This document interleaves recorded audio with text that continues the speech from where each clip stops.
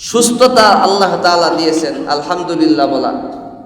বিপদ এসেছে, আলহামদুলিল্লাহ বলা। এমনিভাবে বিভিন্ন ধরনের সমস্যা একটার পর একটা লেগেই আছে।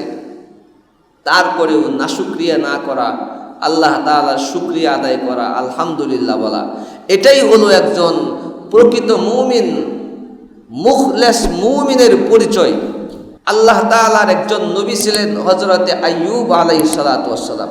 আইয়ুব আলাইহিস সালাতু ওয়াস সালাম তিনি আল্লাহ তাআলার অত্যন্ত পেয়ারা বান্দা ছিলেন, মহব্বতের একজন মানুষ ছিলেন আল্লাহ তাআলার হযরতে আইয়ুব আলাইহিস সালাতু ওয়াস সালাম।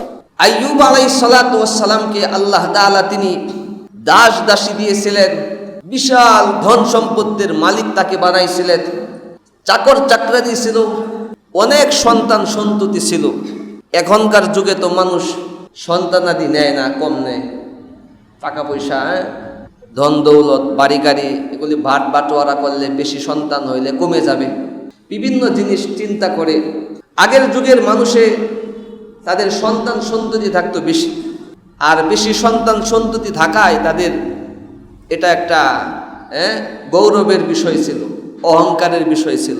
তা আল্লাহ পাক হযরত আইয়ুব আলাইহিস সালাতু ওয়াস সালামকে অনেক সন্তান সন্ততি দিয়েছিলেন, অনেক টাকা পয়সা দিয়েছিলেন। এমনিভাবে টাকা পয়সা অর্থকড়ি সব কিছু থাকার কারণে ওনার অনেক চাকর চাকরানি, দাস দাসী ইত্যাদি ছিল। কিন্তু আইয়ুব নবী এত তো সত্ত্বেও, এত কিছু পাওয়ার পরেও তিনি আল্লাহকে ভুলে যান নাই কোনো সময়। আল্লাহ তাআলা যাদেরকে বিশেষ করে ধন সম্পদ দান করেন, যেভাবেই হোক, যারা টাকাওয়ালা, বাড়িওয়ালা, গাড়িওয়ালা, এদের মধ্যে দেখবেন আকসার মানুষ, বেশিরভাগ মানুষ ইসলামের প্রতি, কোরআন হাদিসের প্রতি, আল্লাহর রাসূলের প্রতি, আলেম ওলামাদের প্রতি তাদের মায়া মহব্বত কম। কেমন জানি নাস্তিক মার্কা একটা মন মানসিকতা থাকে। আল্লাহ তাআলার বিধিবিধানকে, আল্লাহ তাআলার যেই সমস্ত বিধান নাজিল করেছেন এবং যাদেরকে শ্রদ্ধা করতে, যাদেরকে মানতে বলেছেন, এগুলির প্রতি তাদের তোয়াক্কা কম। অহংকার, গরিমা তাদের বেশি থাকে কিনা?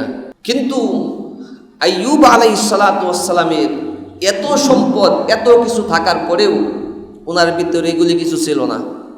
সব সময় তিনি আল্লাহর তাসবিহ পড়তেন, আল্লাহ তাআলার হামদ করতেন, আল্লাহ তাআলার প্রশংসা করতেন।